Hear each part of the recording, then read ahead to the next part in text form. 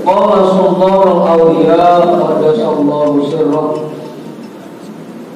Ya gulam,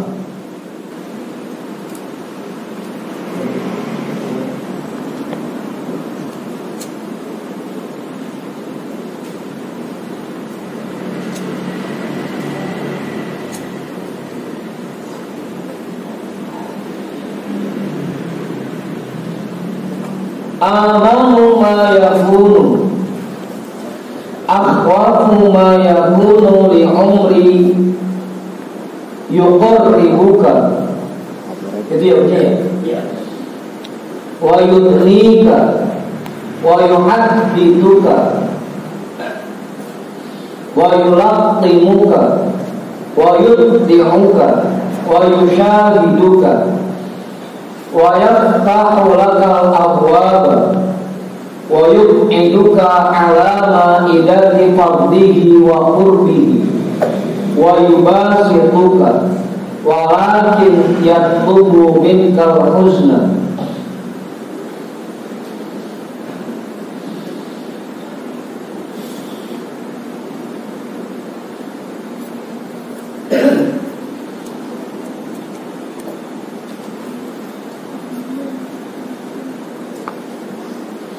Ya gulam, wahai anakku yang tercinta, amanu ma yakunu,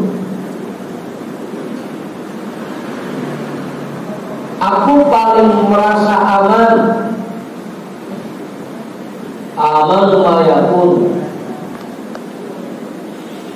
akhwafu ma yakunu, dan yang paling aku takutkan li umri, sepanjang umurku,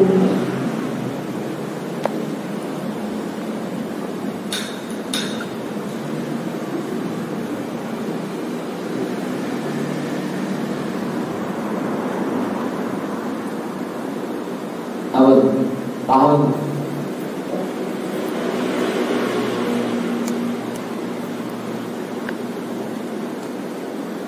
yuqarribuka,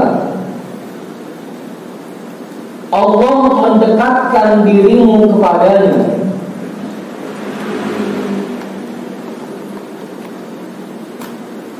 Wa yudnika, dan Allah menempatkanmu di sisinya. Artinya adna itu sama kayak korobat, didekatkan.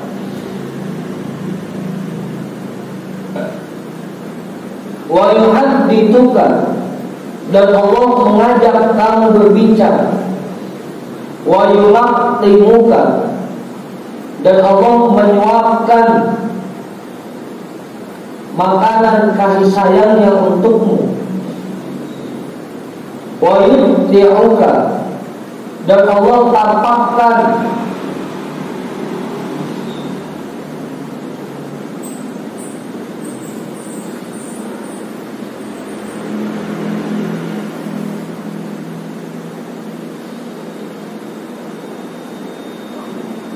kekuasaannya kepada dirimu.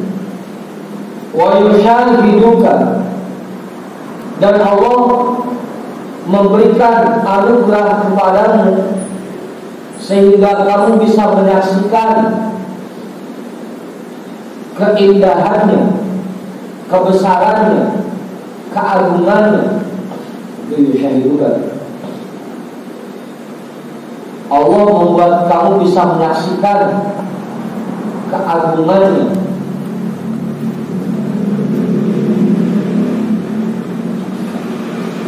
atau kasih sayangnya. Wa yaftahu lakal abwaba, dan Allah bukakan untukmu pintu-pintu rahmatnya. Wa yub'iduka ala ma'idati fadlihi wa qurbihi, dan Allah menempatkanmu di hadapan hidangan karunia-Nya dan dekat kepadanya.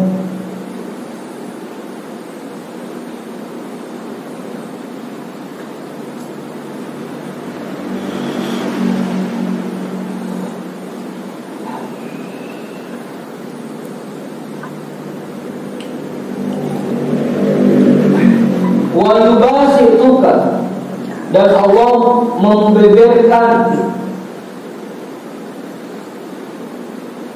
berbagai macam anugerahnya.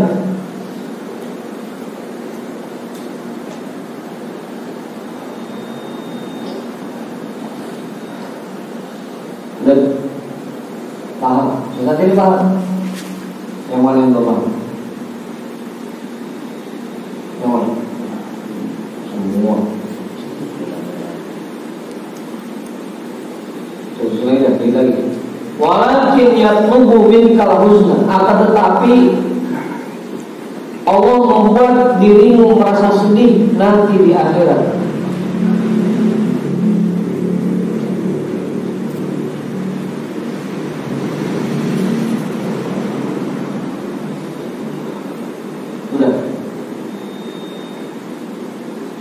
Satu sisi Tuhan Syekh senang kalau kita sudah berada di dekat Allah. Tuhan Syekh merasa senang kalau kita sudah bisa berbincang dengan Allah, bermunajat dengan Allah, merasakan kasih sayangnya, merasakan rahmatnya, merasakan karunia-Nya, anugerahnya. Itu Tuhan Syekh senang rasanya. Tapi di balik itu Tuhan saya juga takut, jangan-jangan kita dijadikan orang yang merasakan itu cuma di dunia doang.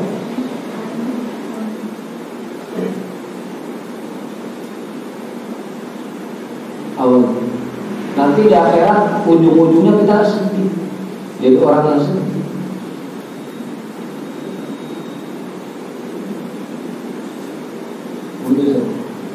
Amanu ma yakunu aqwabu ma yakunu li umri. Aku merasa aman. Yang paling membuat aku merasa aman dan yang paling membuat aku merasa takut, kita bisa dekat dengan Allah, tapi takutnya pas begitu di akhir hidup kita jauh dari Allah. Sehingga begitu dia dalam keadaan suul khotimah dan jadi orang sengsara, jadi orang yang bersedih nanti akhir.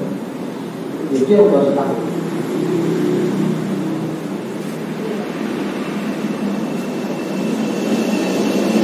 Makanya bahasa sebelumnya, man amana fi hadhihi dunya faqad jahila jalan azim. Itu bahasa sebelumnya.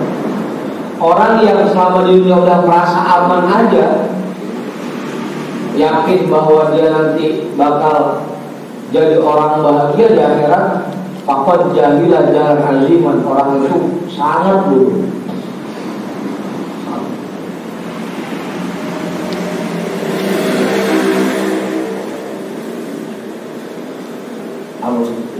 Makanya mau supaya Saudi sering tuh, kalau ada teman yang datang ke rumahnya diajak, ta'al hatta nabki fi ilmillahi. Ayo sini kita nangis bareng-bareng, kita tangisin ilmunya Allah pada kita. Karena kita tidak tahu ke depannya itu seperti apa. Iya sekarang lagi ngaji, iya sekarang lagi sesuatu. Kalau ke depan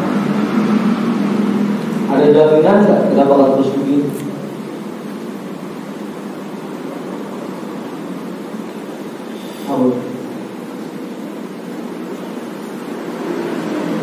Itu yang paling Tuhan saya takutkan sama Tuhan. Jangan-jangan nanti di akhir hayat kita menjelang akhir hayat kita berubah. Yang tadinya rajin ibadah, rajin zikir, rajin ngaji, rajin berbuat baik, pas begitu mau akhir hayat kita berubah, balik jadi orang malas, mau ganggu ibadah.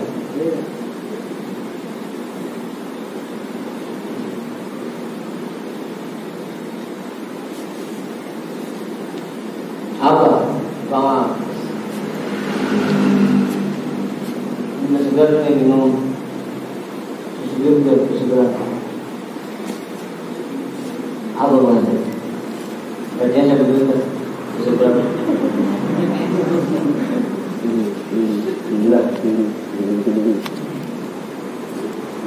Begitu saja. Makanya dia jangan gampang memvonis orang lain, jangan gampang menyalahkan orang lain. Karena bisa jadi kan banyak kisah.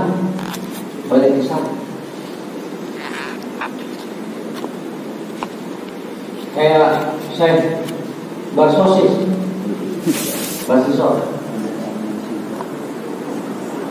jangankan beliau, murid-muridnya 2000 orang itu udah bisa sholat di awal semua. Sholatnya di awal, bukan di bumi lagi. Sholatnya di awal. Itu murid-muridnya awal dulu. Saya baca kan kita apal cerita. Cuma gara-gara melihat mukong-mukong, iblis yang pintar dia mengudainya nyaman di mukong-mukong. 3 malam sholat aja, kagak makan, kagak minum, kagak tidur. Sehingga bersiswa pengen nanya, ya Tuhan, kenapa kok bisa sholat khusyuk seperti itu? 3 malam enggak ngasong-ngasong. Apa? Makan kagak, minum kagak, tidur kagak. Kok bisa? Apa sih kiat-kiatnya? Gampang kalau kayak bisa usul begini, jawaban kongkong, namanya mau diri. Jawabannya gampang. Kerjain satu perbuatan maksiat, habis itu tobat. Jadi nikmat dan ibadah saya. Begitu kata kongkong. Ada iblis. Silakan pilih dah. Mau berzina, mau membunuh, atau mau minum khamr. Kisahnya sahabat. Itu yang muridnya udah sholat di awal semua. Begitu di akhir hayatnya suruh khamr. Makanya kita jangan gampang menyalahkan orang lain, jangan gampang memvonis orang lain. Karena itu kita nggak tahu ke depan itu seperti apa. Tuhan saya sendiri merasa takut, jangan-jangan nanti kita di akhirnya jadi orang yang sengsara, jadi orang yang sedih. Gitu. Selain Tuhan saya senang kalau kita sudah dekat sama Allah, kita bisa merasakan anugerah Allah, kita bisa merasakan rahmat dan kasih sayang Allah. Proses senang. Tapi di balik itu Tuhan saya juga takut, jangan-jangan itu di awal tuh, ntar pas begitu menjelang kematiannya berubah.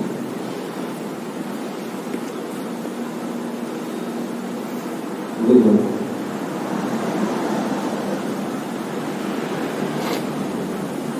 Makanya sampai dulu Buya pernah baca itu,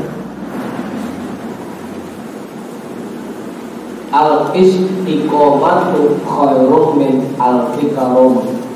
Mendapatkan anugerah sehingga bisa istiqomah itu lebih baik daripada mendapatkan anugerah berupa 1000 karomah.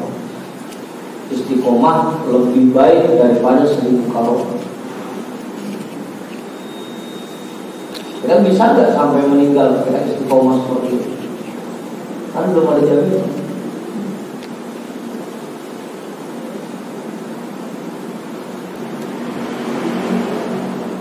Apa bangannya?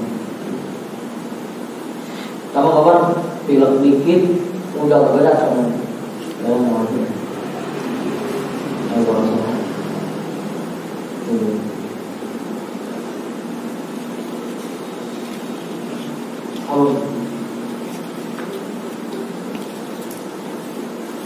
Dia ditakutkan oleh Tuhan, karena kan al-umur segala macam permasalahan dinilai dari akhir, kan akhirnya husnul khotimah husnul khotimah dinilai akhir. Jangan bolos mengaji, saya lagi proses aja sebentar. Awal nih.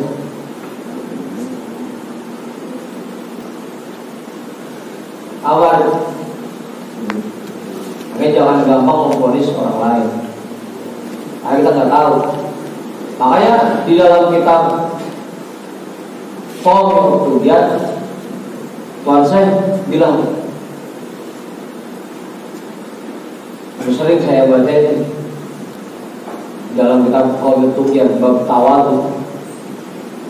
Kalau ketemu anak kecil, kita anggap diri kita lebih rendah dari anak kecil. Dia mah masih kecil, dosanya dikitan. Begitu ketemu sama yang tuaan, dia mau tuaan, ibadahnya banyakan. Begitu ketemu sama orang alim, dia mah alim, banyak ilmunya, ibadahnya pakai ilmu. Begitu ketemu yang jahil, dia mah jahil. Kalaupun berbuat maksiat, berbuatnya karena nggak tahu. Begitu ketemu orang kafir, bisa jadi nanti Allah kasih hidayah buat dia jadi orang muslim, lebih taat dari kita. Gak pernah memponis orang lain sama, gak pernah memponis jelek orang lain. Itu Tuhan. Karena kita nggak tahu nanti di akhirnya itu seperti apa. Apa? Masing-masing.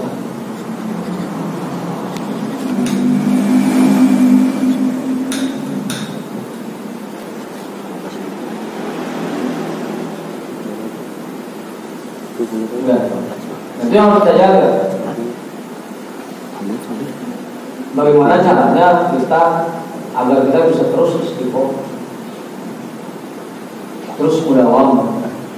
Jangan cuma di awalnya doang. Ini kalau kata orang kampung mas, semangatnya anak-anak ayam. 15. Di awalnya doang semangat. 15. Kalau belajar 70. Haus ya. Itu ketakutan doa sih. Walakin yatlubu binkal husn, tapi kita ditetapkan sebagai orang yang harus bersedih ya.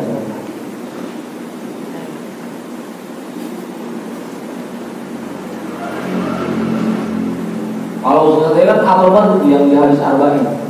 Apa itu?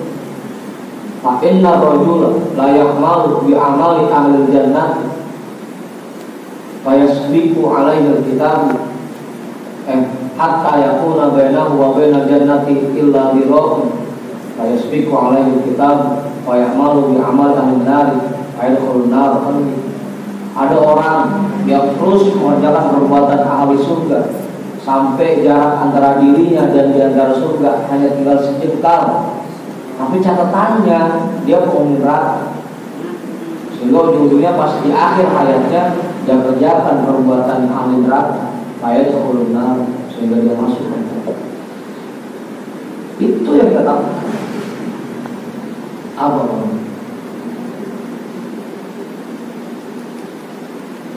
Sebaliknya wa inna rajula, mau gitu dah versinya.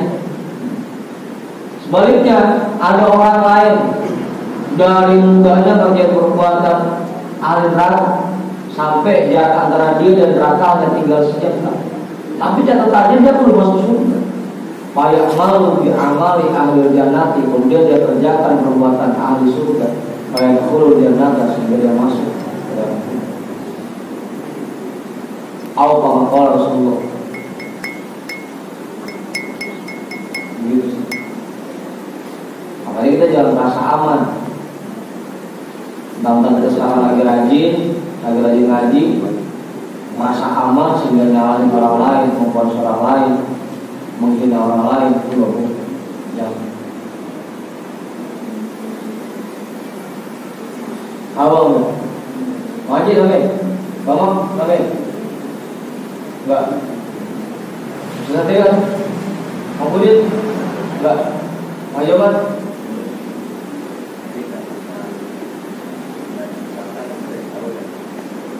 Iya.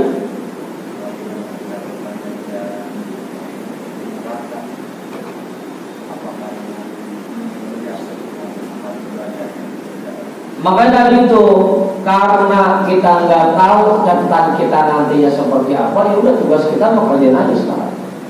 Karena kita nggak tahu catatan kita nanti seperti apa, kita nggak tahu.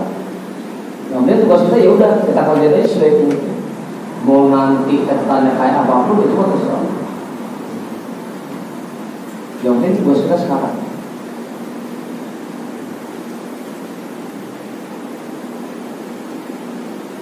Karena memang di dalam kitab Al-Majalis Susaniyah juga dijelaskan Allah itu menciptakan 4 kelompok masyarakat. Yang pertama ada orang yang diciptakan sebagai ahli ibadah, juga diciptakan sebagai penghuni surga. Diciptakan buat ibadah plus diciptakan buat penghuni surga. Itu yang banyak dan mayoritas. Yang kedua, Allah ciptakan kelompok ada orang yang diciptakan untuk ibadah tapi tidak diciptakan sebagai penghuni surga. Ibadah rajin, pas begitu menjelang akhir hayatnya balik di surga. Tidak diciptakan sebagai penghuni surga.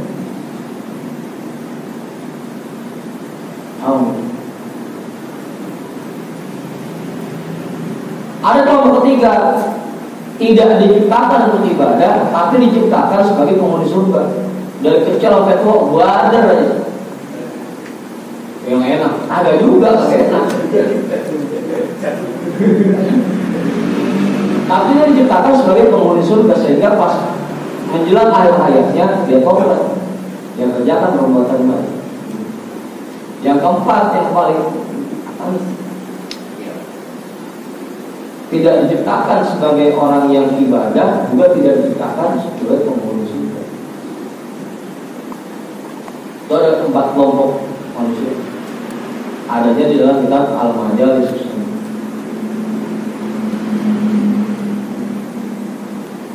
Ini buat jaga-jaga kita aja. Artinya kita jangan merasa aman. Dan juga jangan mentang-mentang kita udah rajin ngaji, rajin ibadah, sehingga memandang rendah orang lain yang beribadah.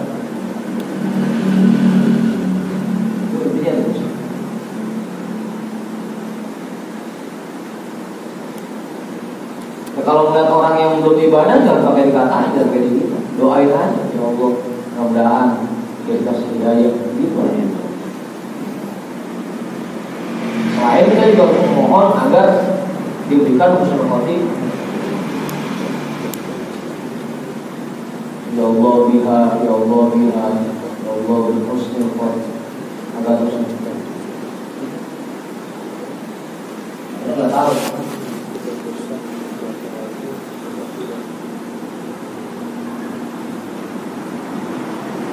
Sabar.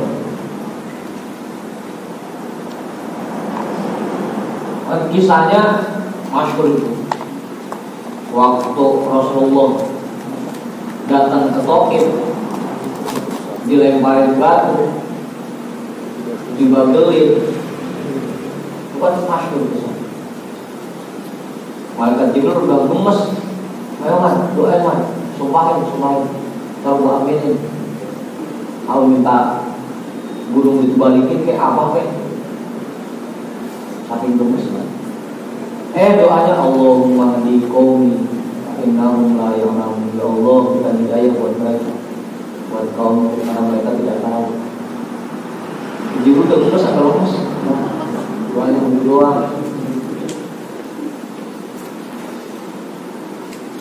Ya kan Rasulullah pikirannya panjang.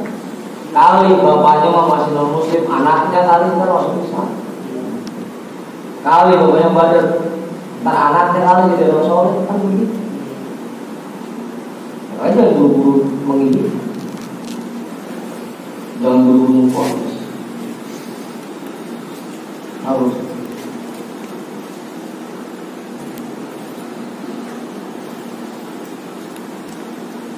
Oh jangan biasanya susah.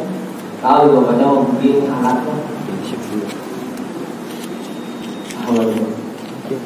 tapi memang di dalam kitab Majalis Susaniyah juga wamin lutfihi, di antara kasih sayang Allah, di antara bentuk kelembutan Allah yang berbalik dari orang yang rajin ibadah berbalik menjadi sul khotimah, itu nadir, jarang terjadi, termasuk kesalahan. Kebanyakan kalau emang dari mudanya udah rajin ibadah mah sampai tua insyaallah husnul khotimah. Kebanyakan seperti itu. Bahwa nadir itu hal yang jarang terjadi. Karena memang di dalam hadis lainnya kullun yasarun bima qul semua semua orang diciptakan dipermudah sesuai dengan tujuan dia diciptakan. Kalau memang dia diciptakan sebagai penghuni surga, dari masih kecil dipermudah. Ngaji gampang, pengen zikir gampang, pengen berbuat baik gampang. Kadang ada orang yang pengen berbuat baik aja susah. Apa ngomong? Pengen ngaji biar dekat sampai nikah sama orang di keramat, atau pindah ke Babelan. Jadi jauh-jauh itu ujungnya.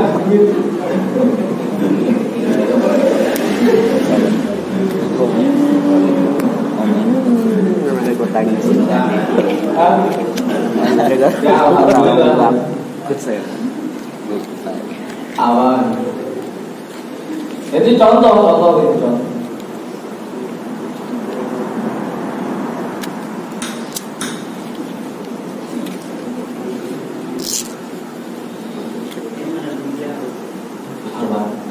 Iya, yang tadinya harusnya dekat, sengaja kan nikah mau jadi kerabat gak dekat kalau mau ngaji.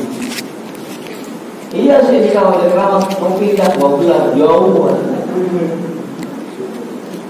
Bulan apa namanya? Kampus. Ya. Itu contoh.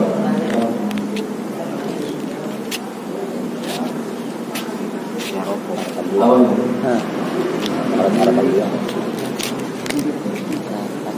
Makanya terus kita mohon kepada Allah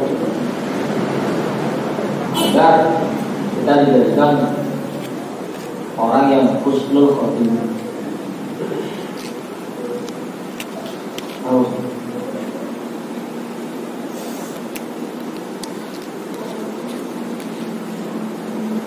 Dan lagi memang tujuannya agar kita jangan terlalu pede tentang amal ibadah kita, yang udah rada rapi, ada banyak, udah pede aja memandang orang lain rendah, yang ibadahnya masih belum rapi kita kata-katain, dihina kita.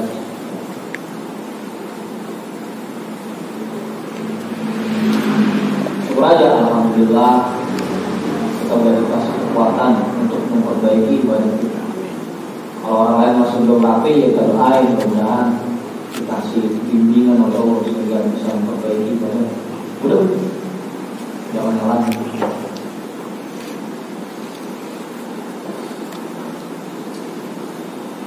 Apa lagi?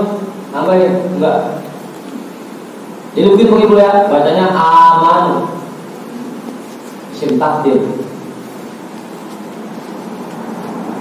Makanya baca begitu akhwa, amanu ma yakunu, akhwafu ma yakunu li umr, yuqarribuka wa yudnika.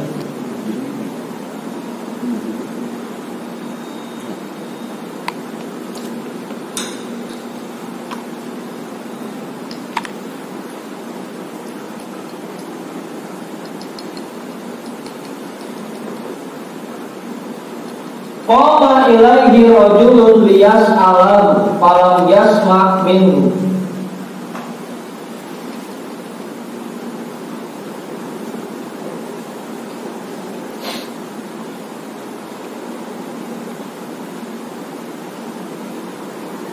Wa qala hadza mawdi'ul husni al-barqu lum'atun wa tatafarraqu ghaithun wa matar.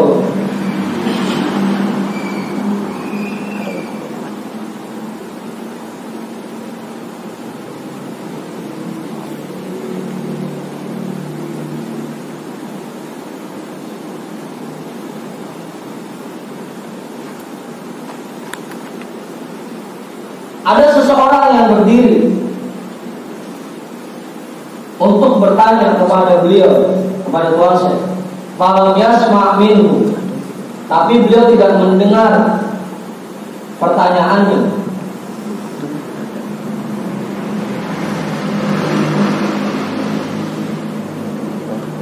Wa qala, dan beliau berkata, hadza mawdi'ul huzni, ini merupakan tempat untuk bersedih. Sekarang kita di dunia ini tempat untuk berseru.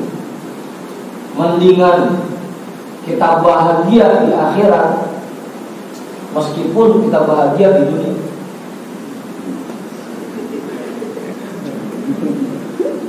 Daripada di akhirat kita sedih, di dunia sedih. Makanya doanya Rabbana atina fid dunya hasanah wa fil akhirati hasanah. Di dunia kita bahagia, di akhirat kita bahagia.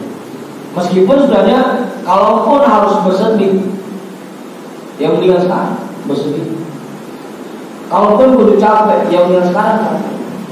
Jangan sampai di akhirat kita bisa capek. Ada malaikat dikemplang, digigit.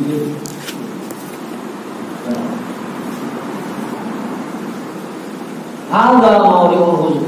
Sekarang ini di dunia inilah tempat berurus. Siapa yang banyak sedihnya di dunia, maka dia akan banyak tertawa di akhirat. Reaksinya saya lupa. Dia bertanya reaksinya bagaimana. Yang banyak tawanya di dunia, nanti banyak sedihnya di akhirat. Apa?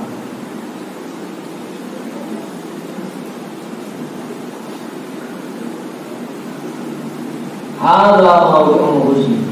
Ini tempat untuk bersih. Dunia ini tempat untuk bersih.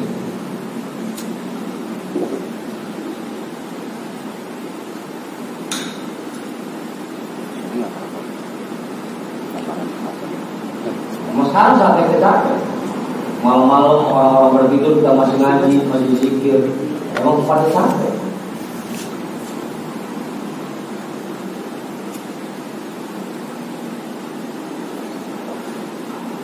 Orang-orang bebas ngelakuin apa aja. Kita lain, ini kagak boleh, itu kagak boleh. Ini dilarang, itu dilarang. Jadi masalah. Yang penting nanti di akhirat kita bebas mau ngapain. Gitu. Tapi yang enak saya ngomong tadi yang pertama, Rabbana atina fid dunya hasanah.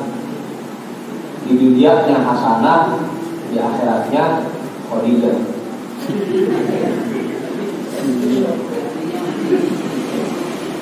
Ya hasanah pun bosan, di dunia hasanah, di zona hasanah. Kapan gantinya?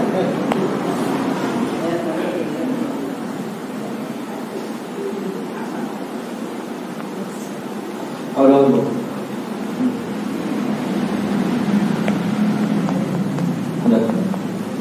Tenang aja, yang nenek-nenek tenang aja. Nenek-nenek kalau bakal masuk surga.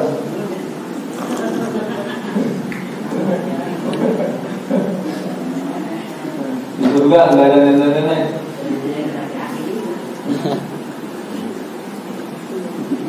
Awas.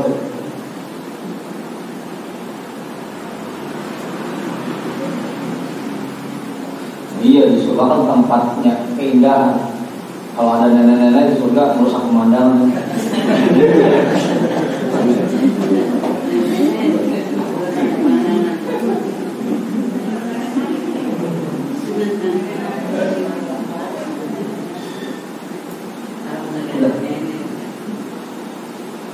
Dunia ini tempatnya sedih.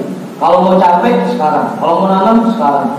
Ntar di akhirat kita yang kagak mau nanam dari sekarang, ya siap-siap nanti di akhirat udah bakal. Yang nggak mau capek sekarang, ya siap-siap nanti baru capek di akhirat. Al-barqu lum'atun wa yasatafarra'u wa sayatafarra'u ghaitun wa matarun. Kilat itu, petir itu hanya sekedar kilatan cahaya. Nanti akhirnya akan berbeda. Wa yasatafarra'u ghaitun wa matarun. Ujungnya bisa jadi dua, bisa gerimis doang atau bisa hujan.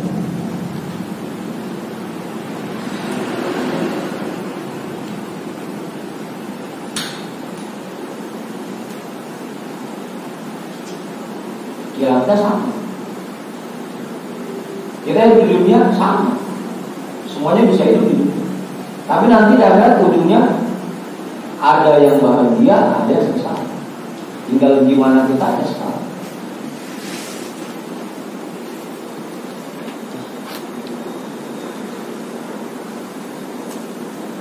Ada kilat, enggak melulu ujung-ujungnya gerimis, juga enggak melulu ujungnya hujan. Orang yang hidup di dunia enggak melulu ujungnya bahagia. Ada juga yang ujungnya susah.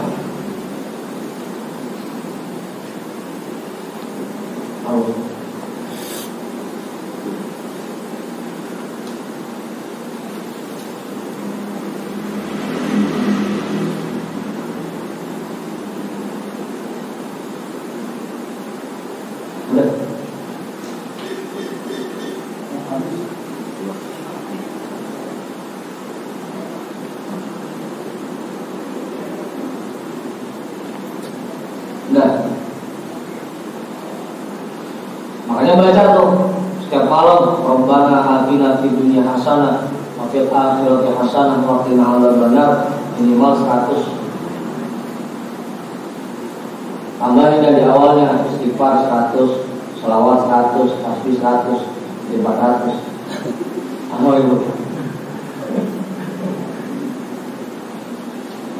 Kan dulu dikasih sama dia istighfarnya astagfirullahaladzim innahu kana ghaffara 100, selawatnya Allahumma sholli ala sayyidina Muhammadin wa ala alihi wa sahbihi wa sallim 100, terus tasbihnya subhanallah wa bihamdihi subhanallahal-azim 100. Bismillah udah Rabbana atina fid dunya hasanah wa fil akhirati hasanah wa qina adzabannar 100. Awal men, kalau kuat,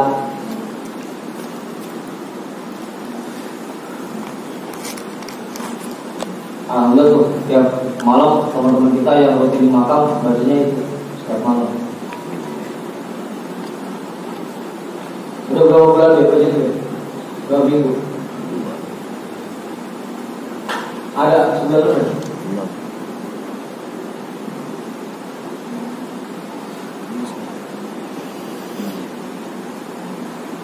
Udah.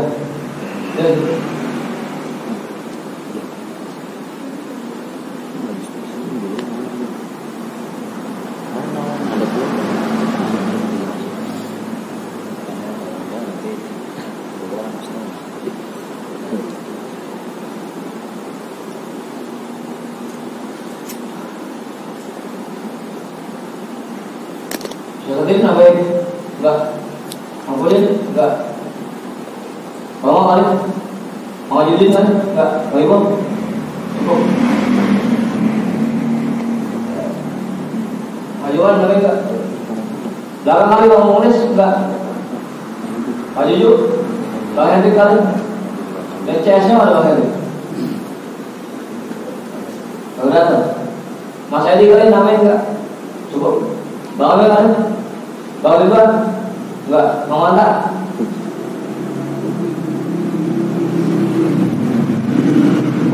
Apa itu? Dia udah mau itu dia. Bang Tony bikin air jahe berdua doang, yang ada kelima curang.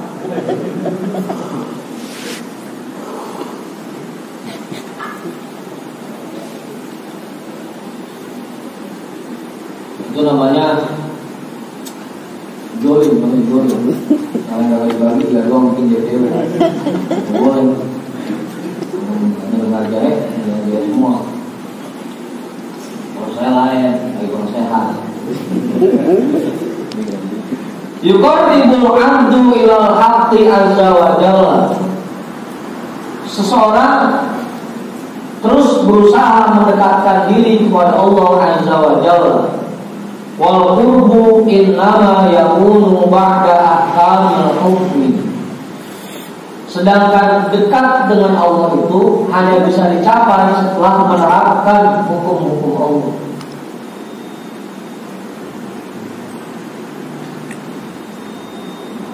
Jangan mengaku dekat dengan Allah kalau kita belum menerapkan hukum-hukum Allah pada diri kita.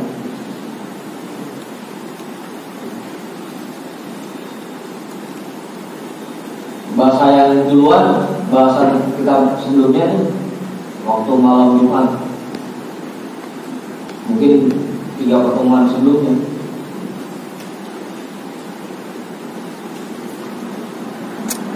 Orang yang menjalankan hakikat tanpa syariat, maka itu dianggap zindiko, kaum zindik.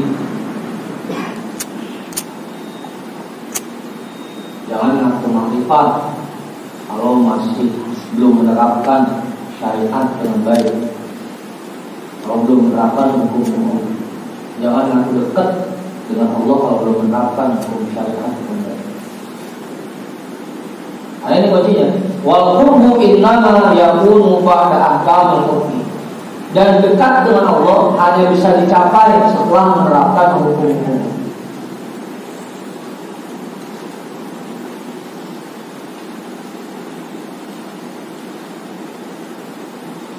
Ba'da wad'i kitabil yaqini fi yadihi wal ittla'i ala asrarihi wa ma sayakunu minhu.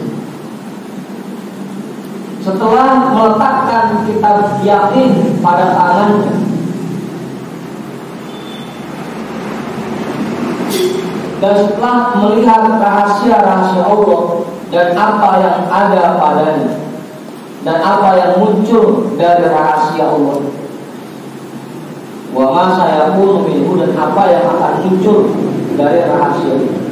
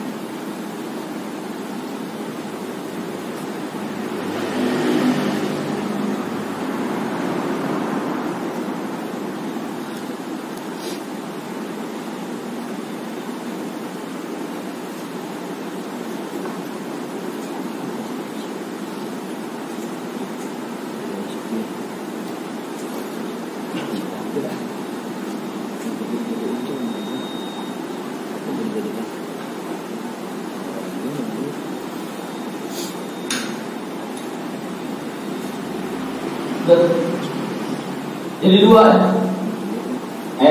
tiga. Kunci untuk dekat dengan Allah, kuncinya 3. Yang pertama, ahkamul hukm, menerapkan hukum-hukum Allah. Yang kedua, wad'i kitabil yaqini fi yadihi, menerapkan keyakinan pada dirinya. Selain menerapkan hukum syara, kemudian memperkuat keyakinan pada dirinya. Yang ketiga, memahami, menyadari rahasia-rahasia Allah. Itu yang penting. Allah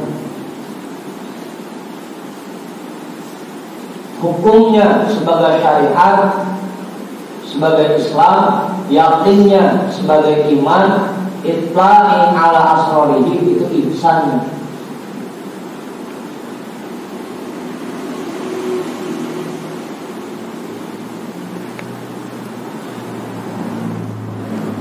Komplit. Syariat, thariqat, dan hakikat. Islam, iman, dan ihsan.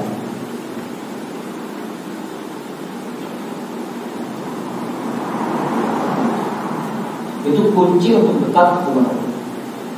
Terapkan 3 hal itu, baru boleh kita ngaku sebagai orang yang dekat dengan Allah. Itu pun belum tentu diakui. Awam tidak.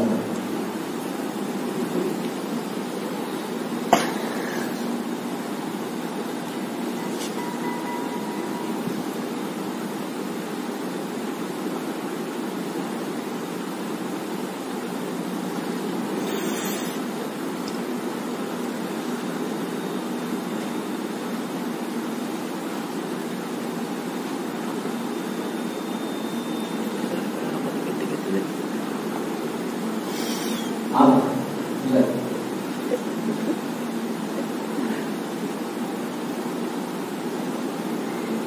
Tanahnya lah, jadi wajib.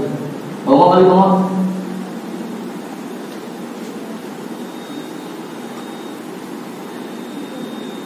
Mau jadi kan? Udah itu kan? Jelas. Mau juga kali? Mau terus aja.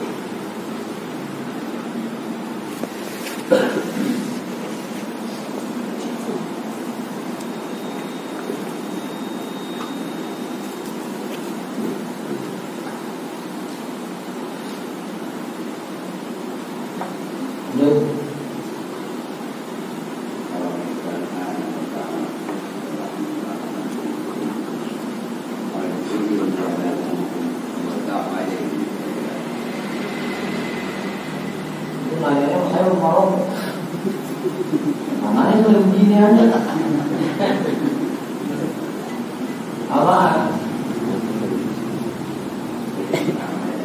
Iya apa?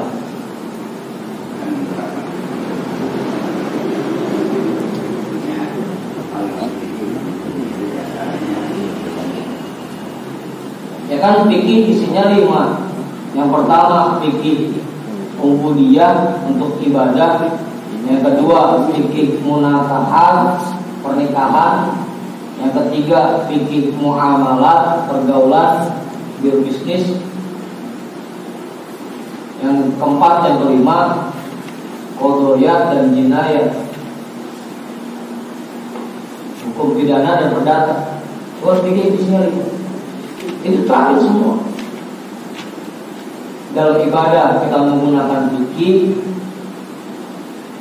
Dalam pernikahan juga kita menggunakan fikih. Dalam bergaul, berbisnis, usaha juga kita terapkan hukum fikihnya. Semua.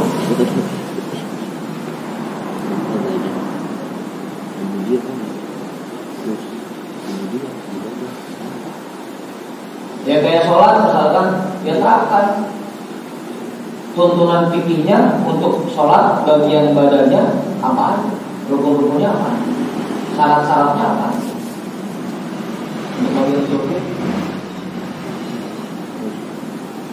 Dalam masalah pernikahan,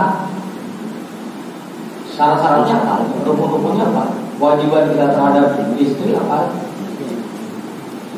bukan dijelaskan di dalam fikih semua.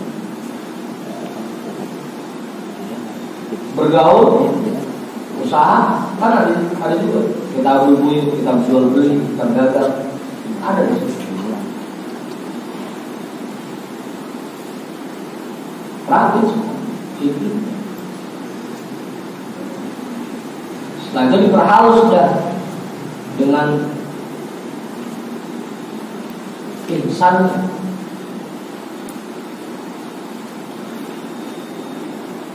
Gitu.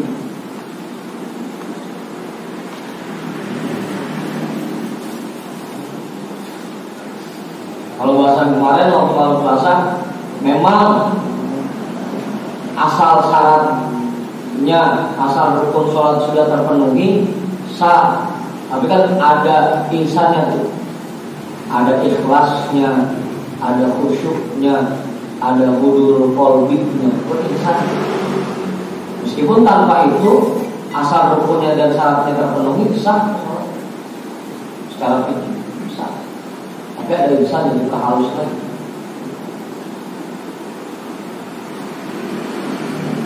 Contohnya seperti itu.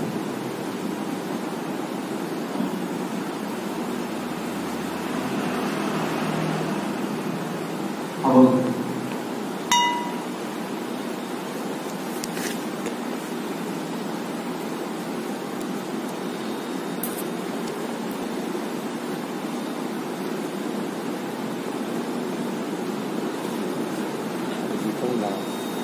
Udah.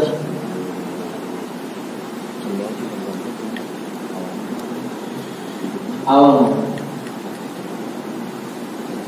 Aku ibni Aqil kana sahiba qira'atin wa fiqh tunsur wa hiya fi biladil kufari wa fi unuqihi sholibun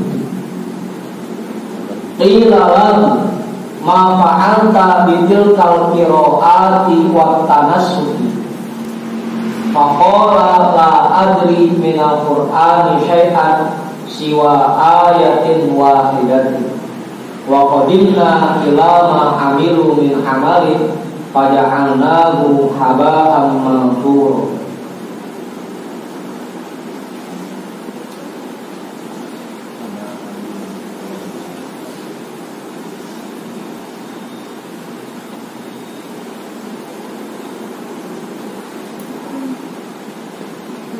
Saudara Imam Ibnu Aqil dulunya ahli qiraat dan ahli fikih. Qiraat apa aja? Bukan cuma qiraat syafat. Semua dia bisa ahli qiraat. Kalau kita kan qiraat cuma satu yang kita bisa. Itu dia kalau paham ilmunya. Yang penting di Qurannya tulis ini qiraatnya qiraat hafs. Bukan apes tarik, hafes apes kan. Ini ahli qiraat apa aja dia bisa. Dan ahli fikih. Tunsaru wa ru'ya fi biladil kufari wa fi unuqihi sholib. Dia saudaranya Imam Ibnu Aqil diselamatkan, padahal sebelumnya dimimpikan dia berada di kampung orang-orang kafir dan di lehernya dipasangkan sebuah pasung. Pasung apa pasung? Hah? Salib. Bukan salib.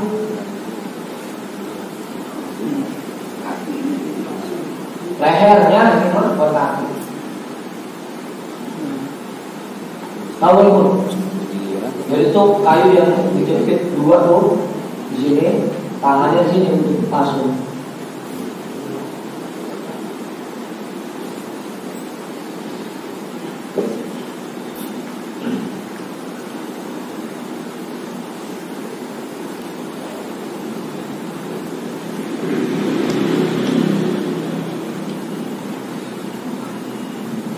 Kira lagu ada yang bertanya kepadanya, ma fa'alta bitilkal qira'ati wa tanassuki. Terus apa gunanya qiraat yang kamu hafalkan itu semua? Fikih yang kamu hafal itu semua apa gunanya? Apa gunanya?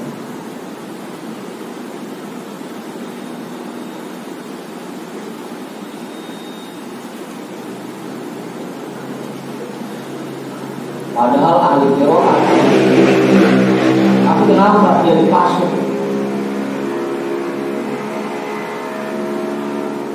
Di kampung orang kafir. Kenapa bisa? Sampai ada nanya itu sebenarnya itu qiraat buat apa? Gunanya ilmu fikih yang kamu hafal? Sampai dijawab ya faqala la adri minal qur'ani syai'an siwa ayatin wahidatin. Maka dia menjawab, aku tidak tahu dari Al-Quran sedikit pun kecuali satu ayat. Wa qadimna ila ma amilu min amalin. Dan kami hadapkan, kami bawa ke hadapan kami semua yang mereka kerjakan dari berbagai macam ibadah. Faja'alnahu haba'an manthura.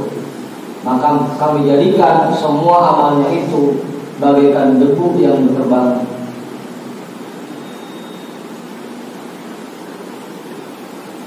Paham itu? Baru paham.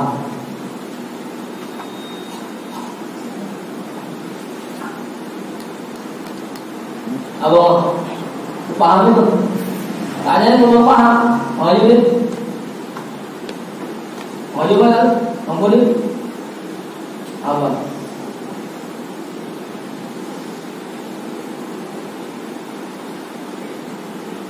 Ternyata kalau di hadapan Allah mah amal ibadah yang kita kerjakan segitu banyaknya nggak ada nilainya. Dia bisa diselamatkan dari penjaranya orang kafir bukan karena banyak qiraat yang dihafal, bukan karena banyak ilmu fikih yang dihafal, tapi murni karena pertolongan Allah, bukan karena amal ibadah. Wa qadimna ila ma amilu min amalin wa ja'alnahu haba'an mansura. Itu yang ahli qiraat lah kita. Ibadah kita udah sebanyak apa? Pakai udah berasa pede aja, udah merasa aman.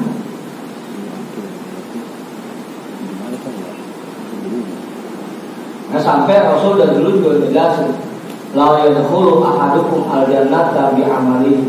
Tidak ada satu orang pun yang masuk surga karena amal ibadah. Terus sahabat tanya, wala anta ya Rasul? Rasul kau juga ya Rasul? Wala anta. Aku juga seperti itu. Illa ayyatallahu mariyanallahu bidroh. Kecuali jika Allah melimpahkan rahmatnya kepada. Kalau ngarepin amal ibadah kita, ya berapa banyak sih ibadah? Sampai orang yang ahli qiraat ini sadar diri, iya saya diselamatkan dari cengkraman penduduk orang kafir ini bukan karena amal ibadah saya, bukan karena qiraat yang saya hafal, tapi karena pertolongan.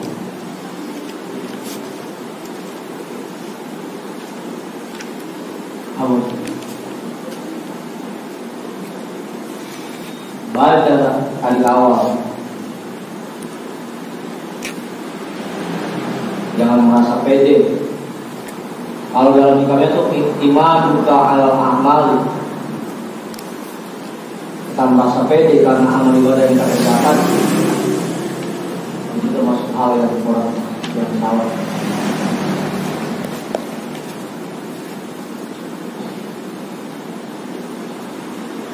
Tapi bukan berarti kalau itu mau udah kita ngarepin rahmat aja gak usah ibadah, bukan berarti begitu, bukan. Masalah lagi aja. Artinya tetap tugas kita, kewajiban kita kerjakan. Selain itu kita harapkan rahmat dari Allah. Karena kalau bukan rahmat dari Allah, kita nggak bisa.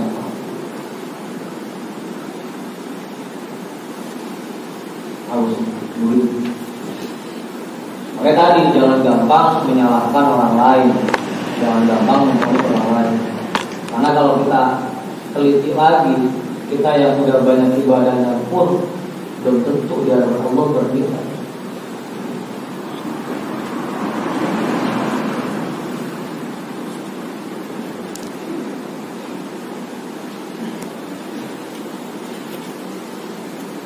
Jangan gampang memvonis orang.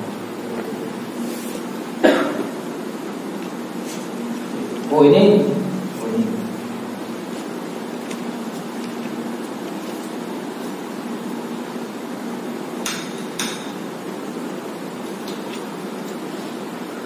wa qadimna ila ma amilu min amal, dan kami bawa ke hadapan kami apa yang mereka kerjakan dari berbagai macam ibadah.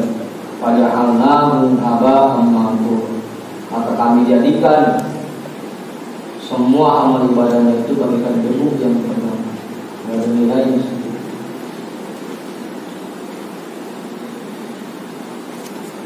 Oke, kalau kita ketemu sama orang-orang yang merasa yang masih bandel, jangan pakai kata, jangan doain ya. Mudah-mudahan diberikan bimbingan. Kita pun yang udah mulai belajar ngerapiin ibadah terus doa. Mudah-mudahan kita diberikan mudawamah dan istiqomah.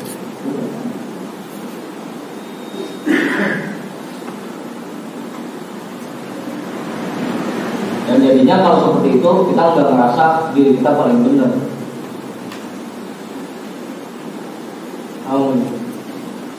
Menjalankan apa yang kita yakin benar, kudu wajib. Tapi kalau merasa diri kita paling benar, itu yang kurang pas. Jangan merasa diri kita paling benar.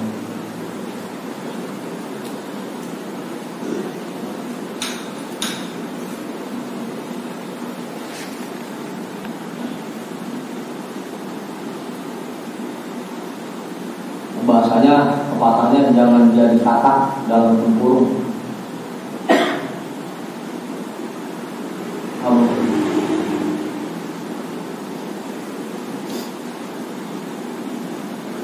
Karena domainnya cuma diputarkan itu doang. Pokoknya hewan udah nggak ada yang paling gede, udah buat doang. Pas begitu batok kelapanya dibuka, tempurungnya dibuka, ketemu udah mau gajah mau kumpul dan banyak yang lebih gede lagi.